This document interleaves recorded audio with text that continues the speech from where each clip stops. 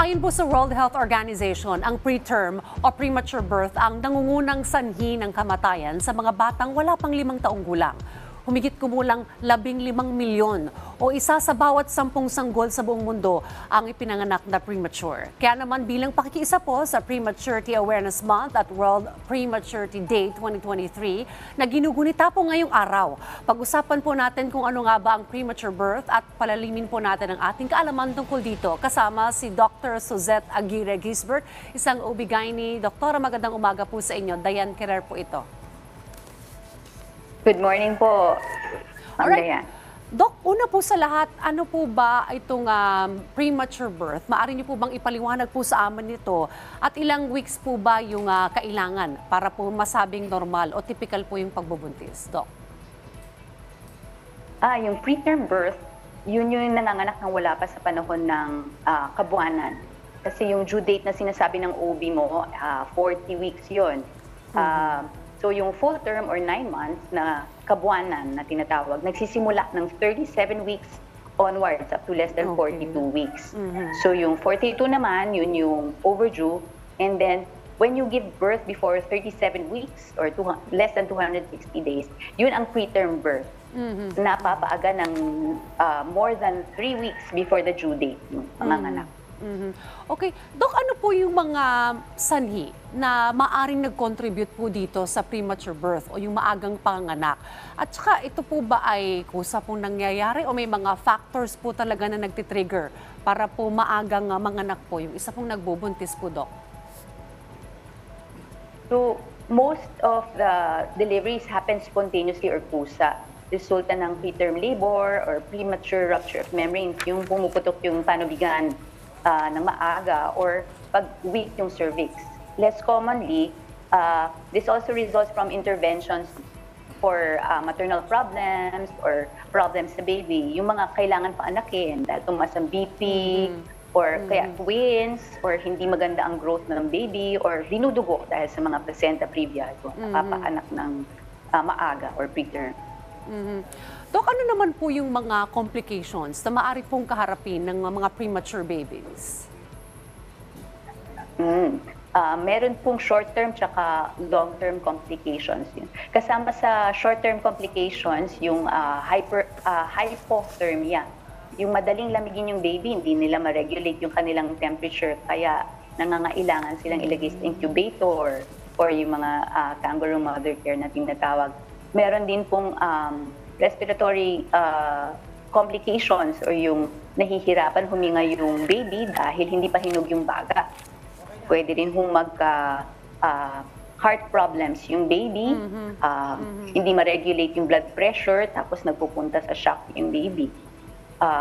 Pwede rin sila magkaroon ng bleeding sa brain, yung tinatawag na intraventricular hemorrhage, or magka-problem sa intestines katulad ng necrotizing enterocolitis.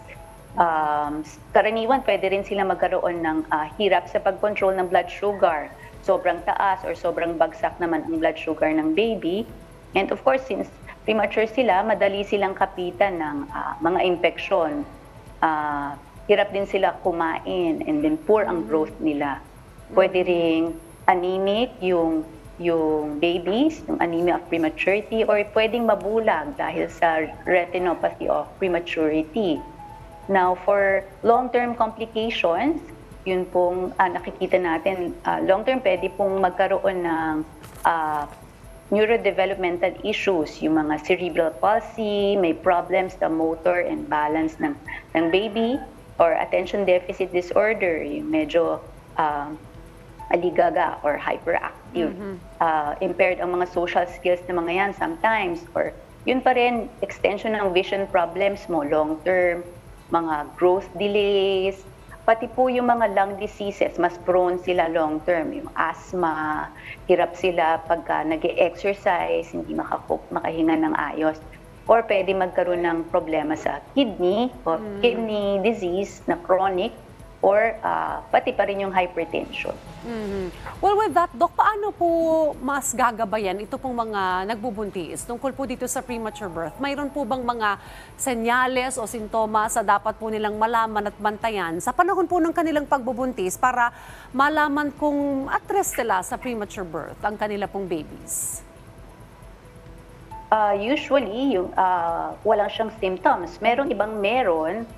So, kadalasan kailangan i-review mo yung history ng pasyente para malaman kung ano yung risk nila. Pero yung iba, sinasabihan namin, pwedeng bumuka yung cervix mo nang hindi mo na nalaman yung cervical insufficiency na tinatawag.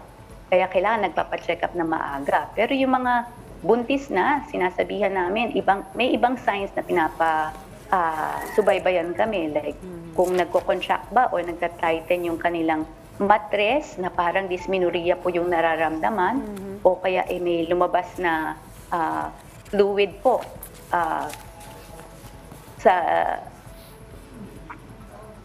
na lumalabas. Pwede po itong thick or watery or pwede din pong may pressure sa baba na nafe-feel silang parang may lalabas. Pwede din pong sumakit yung sa may lower back nila or mag-cramps po na sometimes napapagkamalang diarrhea or yung hilab na tinatawag. Okay, Doc, punta naman po natin itong Prematurity Awareness Month o ito pong World Prematurity Day for 2023.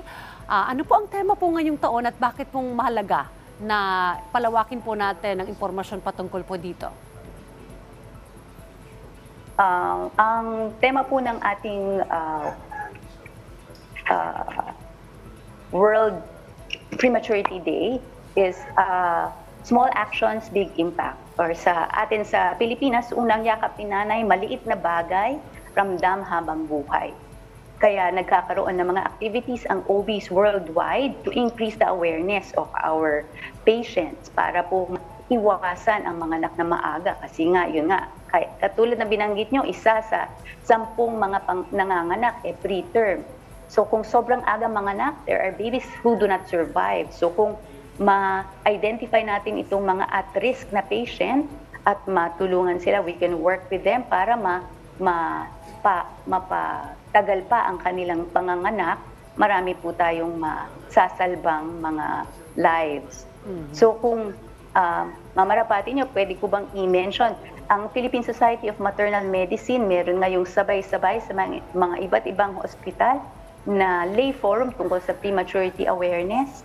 Meron hong libreng ultrasound at cervical length determination para dun sa mga nasa 4 to 6 months of pregnancy or 16 to 24 weeks para po makatulong sa World Prematurity Day ngayon.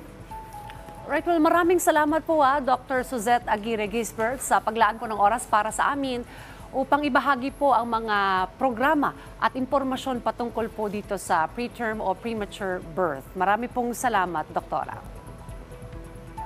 Thank you rin po.